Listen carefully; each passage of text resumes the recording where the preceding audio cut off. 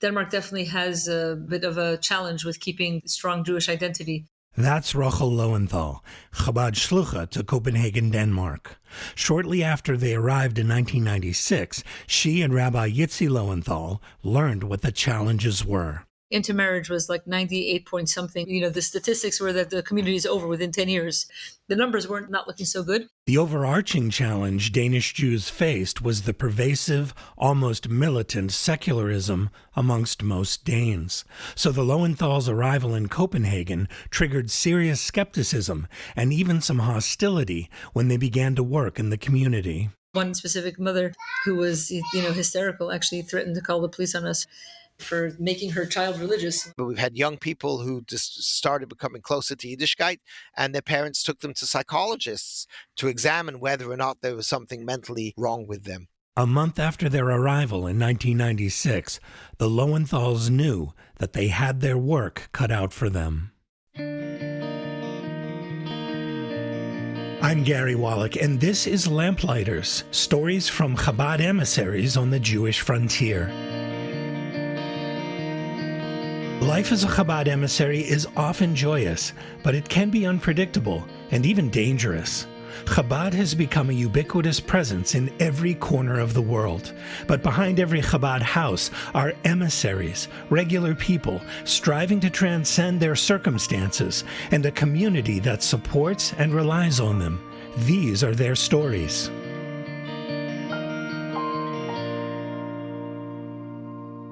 This Lamplighters episode is dedicated by Jonathan Pykoff in honor of Raymond Shanazi for his amazing support of the Los Cabos Jewish community. Thank you, Jonathan. To keep this podcast series going strong, please consider dedicating an episode. Email us at podcast@lubavitch.com to explore dedication opportunities. That's podcast@lubavitch.com. To subscribe digitally to Lubavitch International Magazine or to receive it at your doorstep, please visit lubavitch.com/subscribe.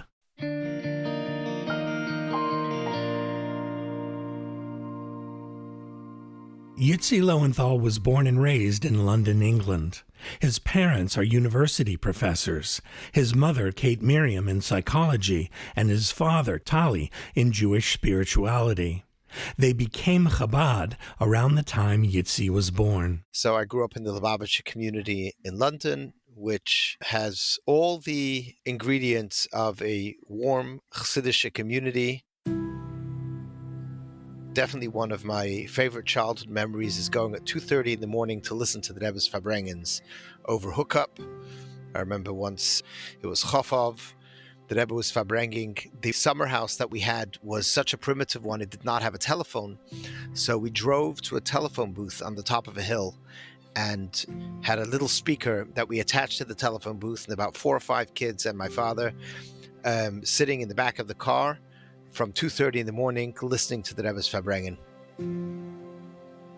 There was a farmer that thought we were there to steal his sheep. So he showed up with a shotgun wanting to know what we were doing there. I don't know how my father managed to explain to him what the Rebbe's Farbrengen was, but that was a good childhood memory. Loewenthal's parents established a frum household. His father has written books about Chabad. He's also the director of the Chabad Research Unit in the UK. Yitzi says he wasn't thinking about shlichus from a very young age, but slowly as I got older, 13, 14, 15, 16, it became much more relevant. It became more real for me. Loewenthal attended yeshiva in London for 2 years, and then Ohalei Torah in Crown Heights for another 2. And that was the years Tafshin and Aleph and Nun Beis, where there was a Farbrengen every week of the Rebbe, very special. Definitely 2 most special years of my life. Then Loewenthal was off to Merkos Shlichus. Our yeshiva had Bachrim going all over the world, to Russia, to South Africa, to Australia. I had the very tough mission of going to Miami Beach. Somebody had to do it. And I actually finished my shlichus on Rosh Chodesh Tammuz Tafshin Nun Daled. That was just 3 days before Gimel Tammuz. And actually, as a bacher, I felt, now that Gimel Tammuz had happened, that Rebbe was not with us physically, that I wanted to go on shlichus. Loewenthal stayed in Crown Heights and received smicha at 770 in early 1996. But as any listener to this podcast knows, Yitzi would need a partner in Jewish outreach. My name is Rochel Loewenthal, maiden name Rochel. I grew up in Pittsburgh, Pennsylvania. My parents were shluchim. By the time Rochel had earned her teaching diploma, she knew that she wanted to go out on shlichus. Absolutely. So when I dated, my parents asked me the big question, what kind of guy are you looking for? So my thing was, it's an anywhere shlichus guy. It's got to be an anywhere guy, wherever is needed. That's when Yitzi Loewenthal came into the picture. He and Rochel met, dated, were engaged, and they married in March 1996. They had many options for shlichus. And then Denmark was mentioned. The only thing Yitzi Loewenthal knew about Denmark at that point was from his grandmother. Each year at the Loewenthal family Passover Seder, after the cup for Eliyahu HaNavi was poured, the family would recite, Shafoch Chamascha El Hagoyim, pour out your wrath on the nations, to which his grandmother would respond, but not the Danes. And she would at that point proceed to tell the story of how the Danes had rescued the Jews during World War II. She'd never been in Denmark, but just the fact that the Danes had done this courageous act and rescued the Jews was something that struck her. Here's that history in a nutshell. In 1943, 500 Nazi SS officers were sent to round up Denmark's Jews. But the Danish resistance had already informed them of the danger, and Danish citizens had begun to hide them. On the night of Rosh Hashanah 1943, Danes ferried thousands of Jews over the water to Sweden, where they were welcomed and protected. In all, over 7,000 Jews were saved. It was an incredibly brave act of defiance.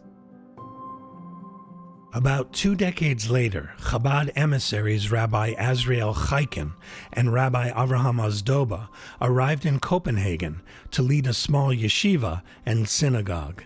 They planted many seeds, but there was potential for even more growth. By the 90s, Chaim and Chana Gray, a Chabad couple who had moved there to work for the pharmaceutical giant Novo Nordisk, were calling for shluchim to move there permanently. They and others approached the Loewenthals with the idea. It just seemed it was very, very, very bashert. This was the Rebbe's way of showing us this is where we're meant to be. We could really make a difference here. There's a lot to do. So with the help of Ramosha Kotlarski, we moved down here just after Tishrei of 1996. I heard the term bashert when you described how you came to Denmark. So I'm assuming Copenhagen was just paradise from the outset, right? The word paradise, you have to have good weather to be a paradise. So, no, I wouldn't call it a paradise, but it was positive towards Jews. That was because Danes, by nature, are positive toward just about everyone. But the paradox is that they're not overly positive toward religious people. For a while, I was the only Jew walking around with a yarmulke, including Frumer Orthodox Jews. So it comes with another side, which is that the Jews did not come out publicly or strongly as being Jewish. Denmark definitely has a bit of a challenge with keeping strong Jewish identity. The Loewenthals looked at the demographics and learned why. Intermarriage was like 98 point something. The statistics were that the community is over within 10 years. The numbers were not looking so good.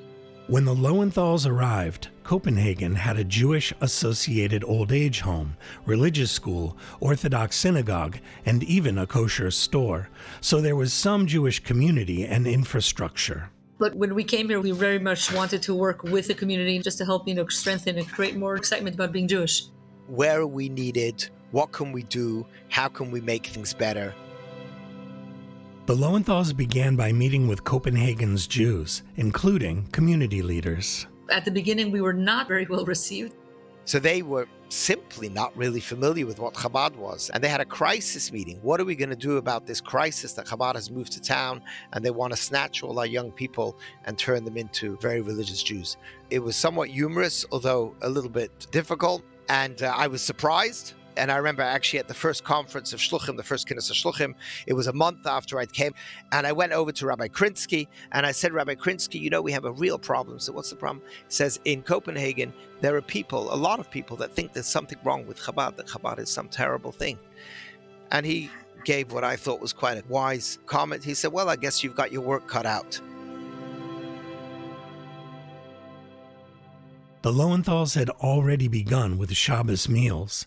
The impact was immediately felt. I think we had 7 people at our first Shabbos meal, and we've never had a Shabbos meal without guests since then. Then they added education. Strong kids education, although there is a Jewish school here, but it's on a very basic level. We started, of course, with Shneur Torah. Yitzi and Rochel also began to learn the Danish language. Rabbi says that was a challenge. Oh, yes. Danish, I say, is designed to keep the foreigners identifiable, and it does a wonderful job. The main challenge is that everybody speaks English, so everybody, the moment they hear your accent, they switch to English. But before too long, Rabbi was giving speeches and shiurim in Danish. He's even written a book in Danish. Rochel speaks fluently as well. That desire to connect with Danes helped more and more people become interested in what the Loewenthals were offering to the community. But for some, the old mindset persisted. It's really, really, really hard in Denmark. People have no understanding of religion. Anybody that believes is just considered weird, like plain and simple. Like, what's wrong with you? But we've had young people who just started becoming closer to Yiddishkeit, and their parents took them to psychologists to examine whether or not there was something mentally wrong with them. Despite often fierce opposition, the Loewenthals inspired dozens of children to connect with Yiddishkeit in very meaningful ways.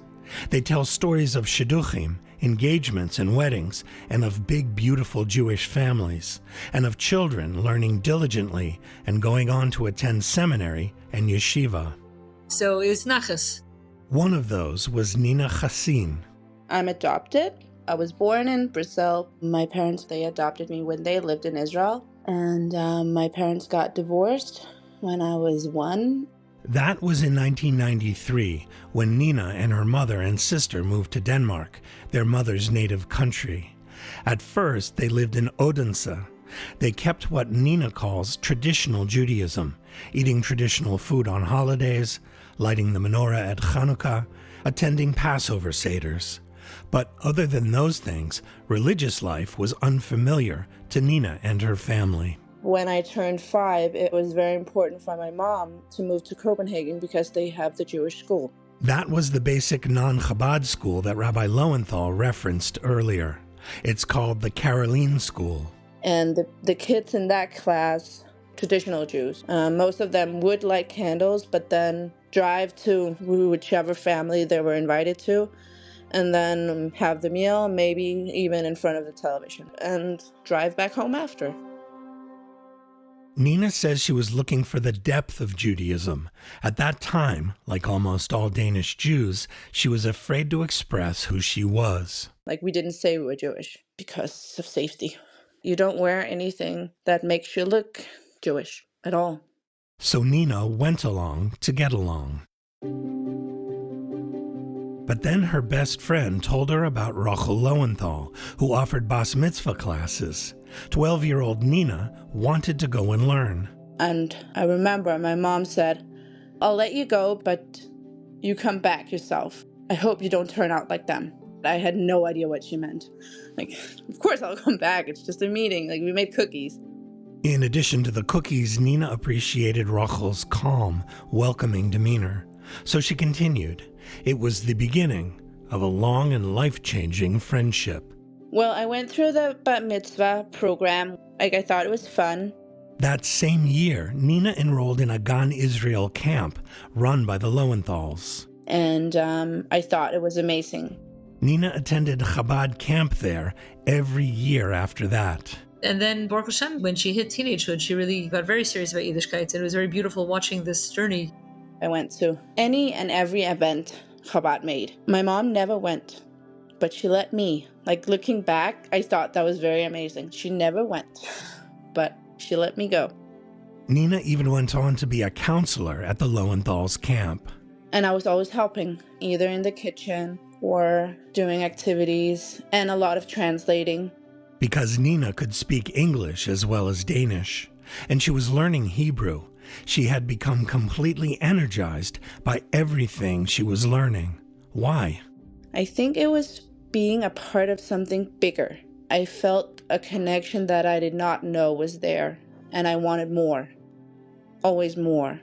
I had questions, and I would always talk to the counselors that came in. I want to know more of this world that I did not grow up in. And they'd teach her. As Nina learned, she began to act on what she was learning. She ate kosher, observed Shabbos, and dressed modestly. When Nina was 18, she attended seminary in Israel for 6 months.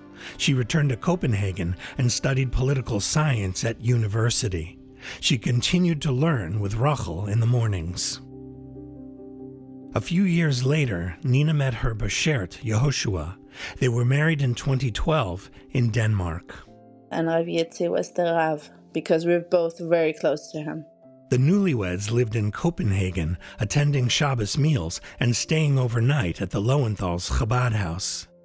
They had children who soon became friendly with the Loewenthal's children. They were living a full Jewish life.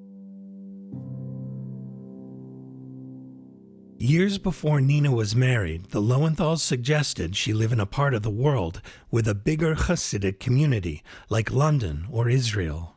Other than her 6-month stint in seminary, Nina had balked at that advice. But then... In Denmark tonight, 2 men are under arrest suspected of aiding the gunman in a pair of deadly terrorist shootings over the weekend. And we're learning more about... Early in the morning, on February 15th, 2015, a gunman attacked Copenhagen's Great Synagogue, where 80 people were celebrating a bas mitzvah. The assailant was a 20-year-old Muslim gang member with a lengthy rap sheet and known affiliation with an imam who, in his sermons, called for the murder of Jews. He fired 9 bullets into the synagogue, killing 37-year-old security guard Dan Uzan and wounding 2 Danish officials.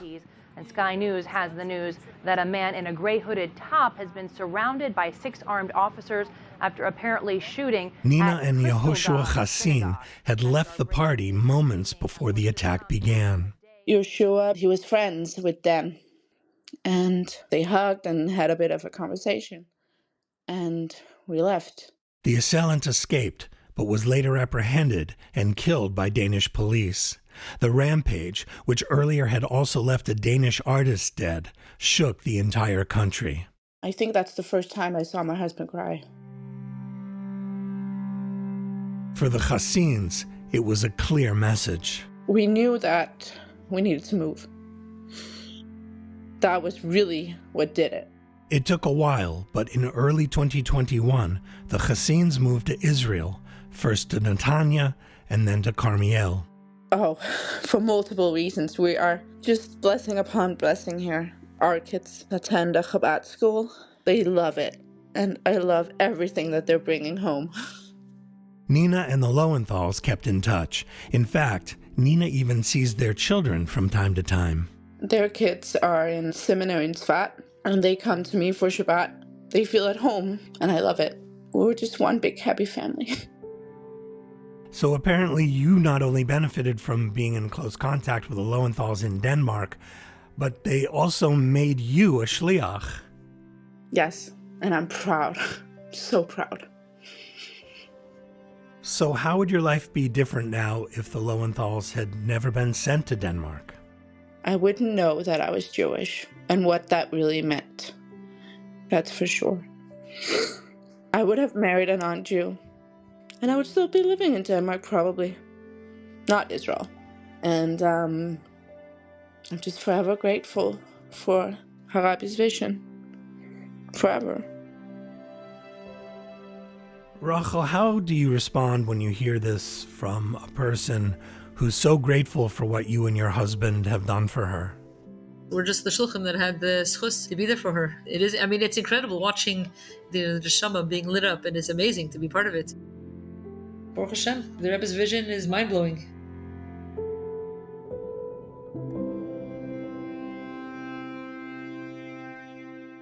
The Loewenthals are always looking for the next candle to light. They run a full gamut of programs, some with the help of their son, Rabbi Levi Loewenthal, and his wife, Chana.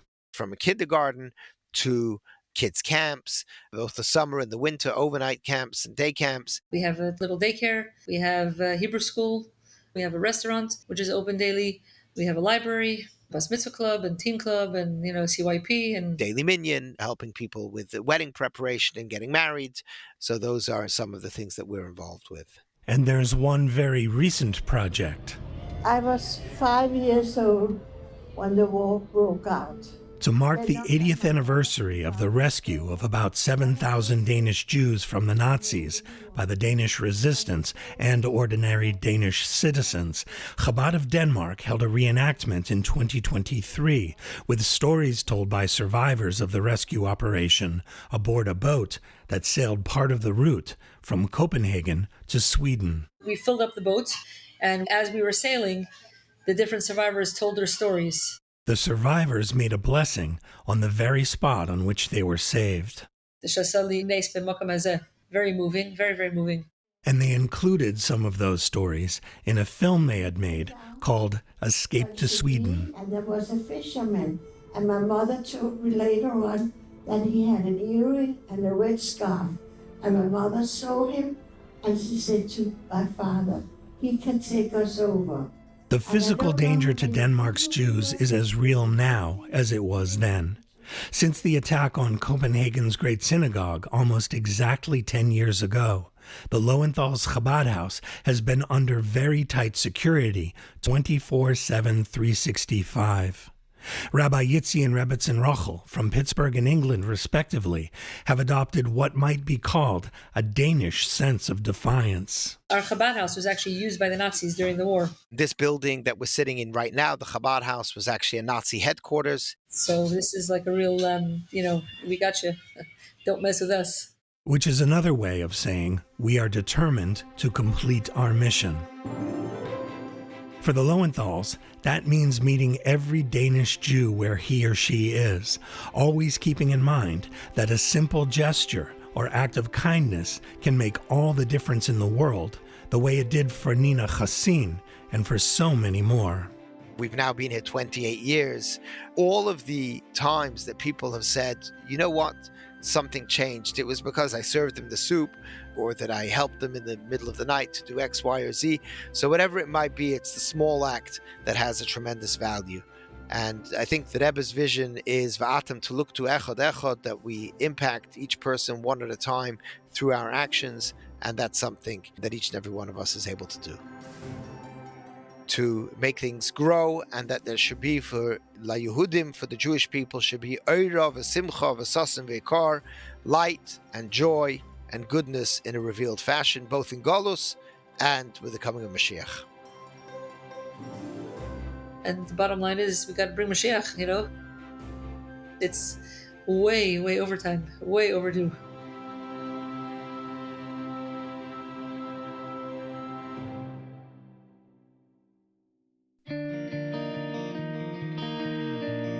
I'm Gary Waleik. Thanks for listening to Lamplighters, stories from Chabad emissaries on the Jewish frontier. We welcome your questions and comments about what you've just heard on Lamplighters. Please email us at podcast@lubavitch.com. And if you know of a great story involving Chabad emissaries or the people they inspire, please let us know about them. That's podcast@lubavitch.com. To subscribe digitally to Lubavitch International Magazine or to receive it at your doorstep, please visit lubavitch.com/subscribe. Lamplighters is a project of Machne Israel, the social services arm of Chabad Lubavitch.